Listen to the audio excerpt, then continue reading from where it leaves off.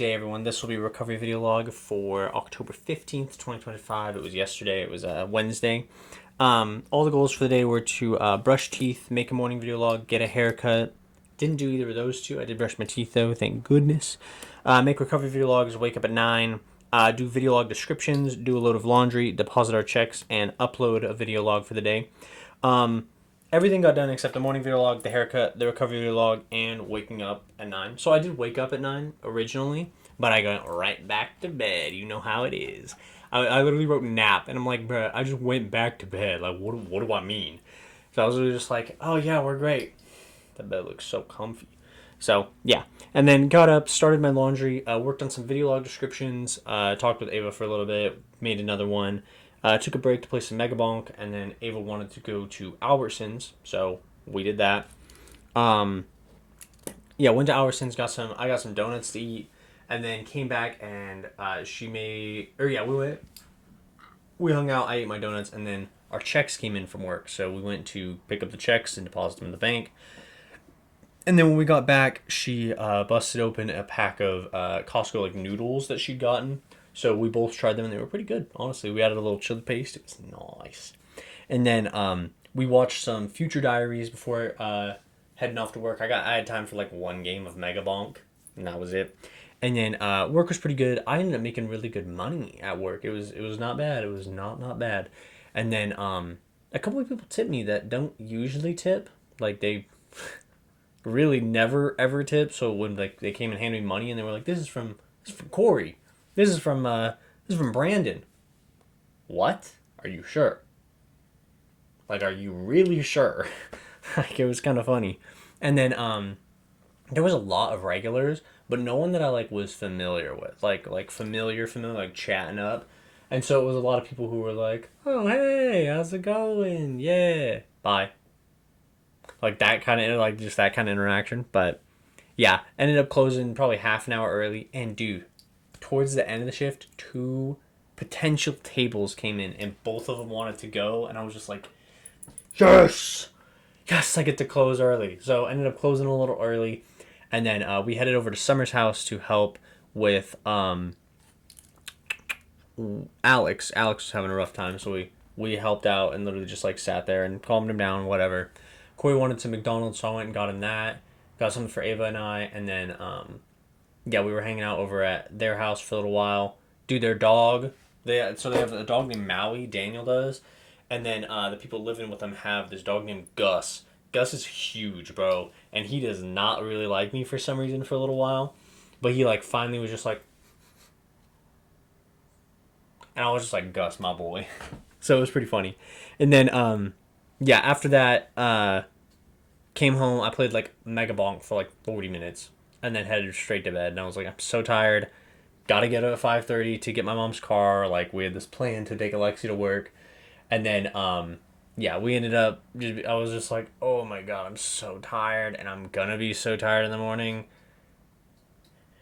And here I am in the morning, tired. So, yeah, I can see the future. I wanted to share a daily thought about money in a financial system being a finite resource. And I have shared this concept before, and someone told me that I've been reading the Communist Manifesto. I've never read the Communist Manifesto. I think it's very logical. It makes sense. There's only a certain amount of money printed. That's just it. There's only a certain amount of money printed. There's only a certain amount of money residing within a financial system. So my issue is people are like, I don't understand why billionaires are evil. I don't understand why people hoarding wealth doesn't make sense. I don't understand why people being worth billions of dollars is bad. I don't understand why, the stock market's having trillions. I don't understand why asset investment firms having trillions is bad. They don't understand why that's bad.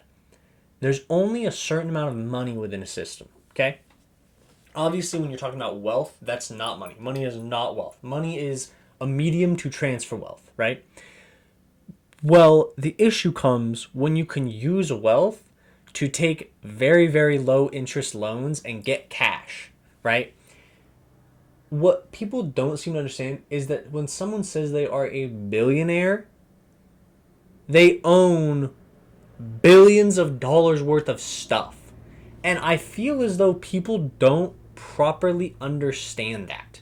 It's literally like I gosh, I wish I had a great metaphor off the top of my head now that I'm talking about this, but it's literally like the distance from here to the ceiling and the distance from like the core of the earth to the moon. Like it is just that much of a difference. $1 billion versus a dollar, and it's just like, how can you be okay with someone having $1 billion of wealth? A billion with a B. A billion. What are you? How can you even say that that's cool? And it's like, no, they earned it. It's not that bad. Dude, they don't. You can't earn $1 billion. They didn't go out and sell $1 billion worth of stuff and keep $1 billion. It's like this, the way the financial system works. It's made off the backs of employees of other people, right?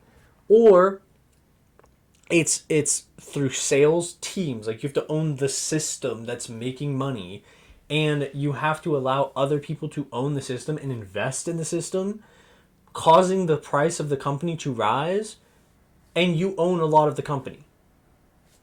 That's how, like, that's it. You're absorbing other people's money to become wealthy. It's like, it's not hard work, dude. They didn't work, like, not every billionaire worked hard to become billionaires. They also shouldn't be billionaires. Like, you should be constantly circulating that money that you're getting from that wealth back through society. Like, that's how it makes sense to do things. And so when people are sitting here going, "Nah, man, billionaires are chill," no, they're not. No, they're not. No, there is no billionaires are chill concept. The only way that I'm going to say this, because what I'm talking about sounds leftist, liberal, very left wing. The only way for a Republican Party to succeed is to have very high taxes on the wealthiest individuals, the wealthiest corporations, very low tax burden on the poorer people who need money and are going to accelerate money through an economy, and then also have smaller government.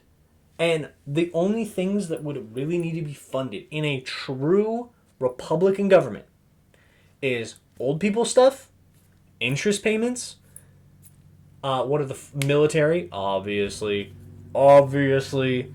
medical. We shouldn't even need Medicare, dude. Healthcare just needs to be nationalized. That would be so ideal. So we're not even going to include Medicare because you can just nationalize hospitals. It's not that big. It would make the government smaller to literally acquiesce every single hospital in America. The government will become smaller because of the amount of bloat in the Medicare system. That aside,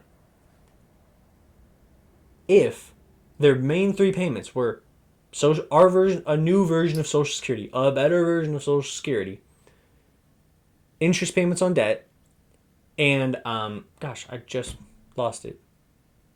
Hold on. Military, obviously. The next biggest one needs to be corporate enforcement agencies, FTC and DOJ. Once you have a competitive business environment, velocity skyrockets. There's no reason that an industry with more than 100 companies would have any of them, with more than 10% market share. Those companies need to be broken up. Apple needs to be broken up into Apple phones, AirPods, Apple, not called appliances, Apple, not accessories, like the MacBook. Is Apple Mac? Doesn't sound right. The Apple Pro Air book, the iPad, the iPod, like, those things need to be broken up into separate companies. Because they're dominating the market in a market with hundreds of companies. Why is it that AirPods are bigger than a ton of other companies, and people aren't looking at that going, monopoly? It's a monopoly. You have to have that kind of antitrust enforcement massively funded. And then right behind that, IRS. Because you have to have people who are doing the what are they called? Audits of corporations and billionaires. If we have them. You have to have an extremely high tax rate on them and enforce it. You can't just like, oh yeah, you guys are right. You guys are rated this. Oh, you only have 40 million to pay in taxes this year. Oh yeah, cool. No, I'm sure you only made 45 million in tax. No, I'm sure you only made 45 million. No, they didn't. No, they didn't. No, they didn't. I know for a fact they didn't. Make them pay. Because a billionaire who owns stock in tons of companies, those companies are using public infrastructure by the minute. It's not daily or hourly. It's every single minute. If you own one share of Amazon, you are partially burdened by Amazon's use of public infrastructure. They should pay taxes to every state they reside in to fix the roads they're constantly using, and they can afford to. And we just go, nah, it's cool, guys. You could just pay whatever, honestly. Fuck no. Fuck no. Call me radical. I don't care. That's the only way the Republican Party could actually succeed. If you want to have states' rights, small government, small tax burden on the majority of people, those are the things you have to do. You have to get businesses competitive again so people can actually have a chance to own anything. You have to raise taxes on the wealthiest individuals so that we can actually run this country. You have to lower taxes on the poorest individuals so that we can actually put our money back into society, right? And allow the money at the bottom to circulate so we all feel wealthier. You have to do those things. Well, the Republican Party, which is so much different than MAGA, by the way, the Republican Party will crumble. And yeah, I just wanted to share that. So I hope you all had a wonderful Wednesday, and I will see you all tomorrow. Peace.